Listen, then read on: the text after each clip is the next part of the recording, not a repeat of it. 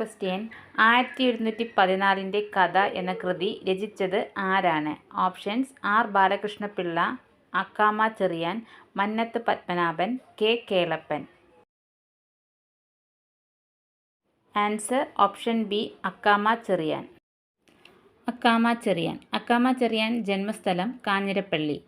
1938 Rajadhani march നയിച്ചത് അക്കാമ ചെറിയാൻ. കേരളത്തിൻ്റെ Joan of Arc എന്നറിയപ്പെട്ടിരുന്നത് അക്കാമ ചെറിയാൻ. തിരുവിതാംകൂറിൻ്റെ ഝാൻസി റാണി എന്നറിയപ്പെട്ടിരുന്നത് അക്കാമ ചെറിയാൻ. വിശേഷിപ്പിച്ചത് ഗാന്ധിജി. അപ്പോൾ അക്കാമ ചെറിയാൻ ജന്മസ്ഥലം കാഞ്ഞിരപ്പള്ളി. 1932 രാജധാനി മാർച്ച് നയിച്ചത് അക്കാമ ചെറിയാൻ.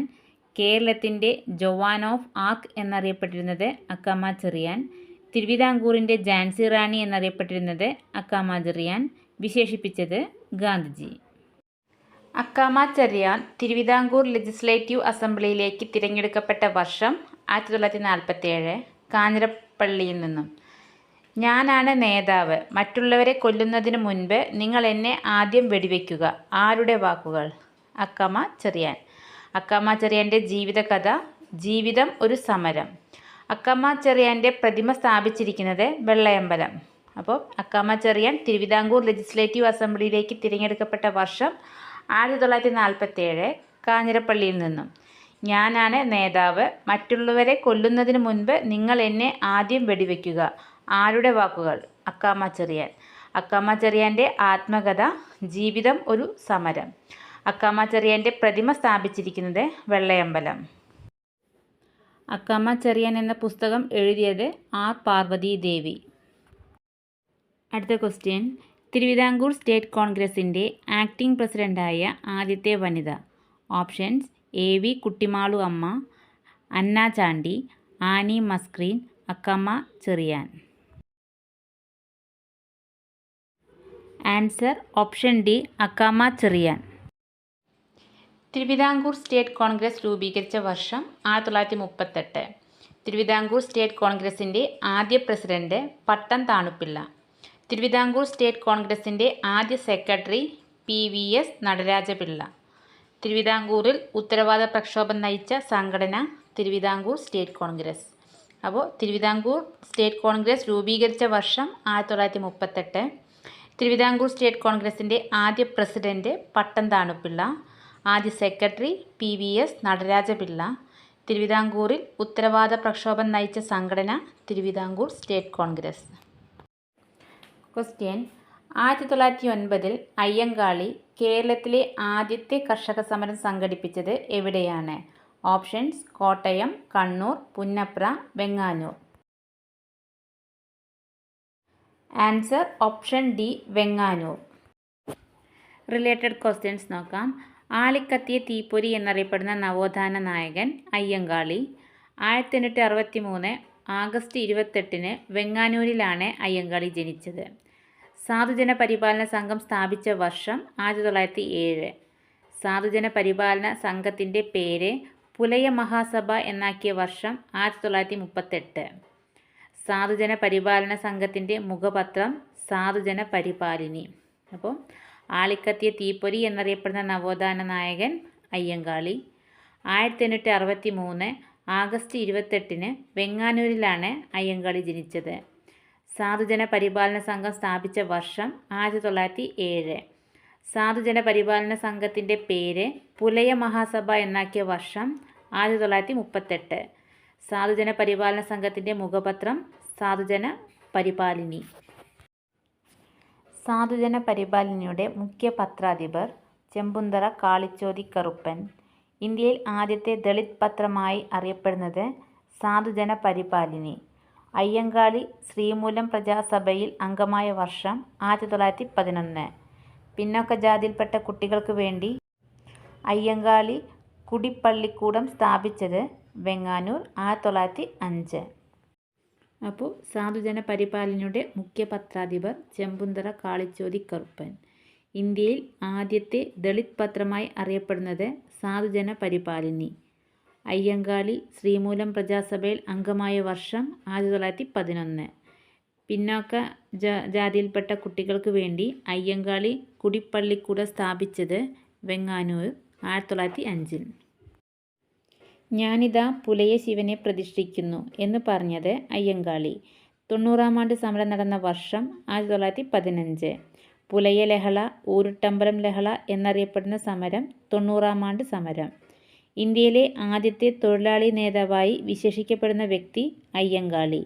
അയ്യങ്കാളിയെ ഗാന്ധിജി സന്ദർശിച്ച വർഷം 1937. ഞാനിതാ പുലയ ശിവനെ പ്രതിഷ്ഠിക്കുന്നു എന്ന് പറഞ്ഞത് അയ്യങ്കാളി. 90-ാം ആണ്ട് സമരം നടന്ന വർഷം 1915. പുലയ ലഹള, ഊരുട്ടമ്പലം ലഹള എന്നറിയപ്പെടുന്ന സമരം 90-ാം ആണ്ട് സമരം. ഇന്ത്യയിലെ ആദ്യത്തെ തൊഴിലാളി നേതാവായി വിശേഷിക്കപ്പെടുന്ന വ്യക്തി അയ്യങ്കാളി. അയ്യങ്കാളിയെ ഗാന്ധിജി സന്ദർശിച്ച വർഷം 1937. അയ്യങ്കാളി കല്ലുമാല സമരം നടത്തിയ വർഷം 1915. കല്ലുമാല സമരം നടന്നത് പെരിനാട്, കൊല്ലം. പെരിനാട് ലഹള എന്നറിയപ്പെടുന്ന സമരം കല്ലുമാല സമരം. പൊതുവഴിയിലൂടെ താഴ്ന്ന ജാതിക്കാർക്ക് സഞ്ചാര സ്വാതന്ത്ര്യത്തിനു വേണ്ടി അയ്യങ്കാളി നടത്തിയ സമരം വില്ലുവണ്ടി സമരം. വില്ലുവണ്ടി സമരം നടന്ന വർഷം 1893. അപ്പോൾ അയ്യങ്കാളി കല്ലുമാല സമരം നടത്തിയ വർഷം 1915.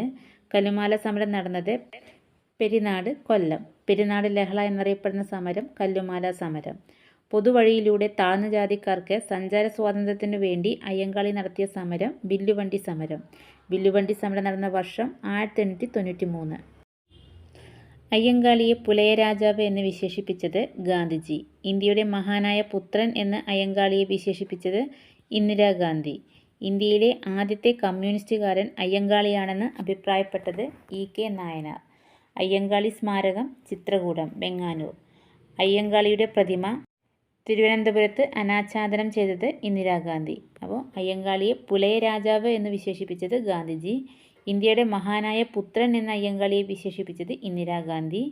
ഇന്ത്യയിലെ ആദ്യത്തെ കമ്മ്യൂണിസ്റ്റുകാരൻ അയ്യങ്കാളിയാണെന്ന് അഭിപ്രായപ്പെട്ടത് ഇ.കെ. നായനാർ.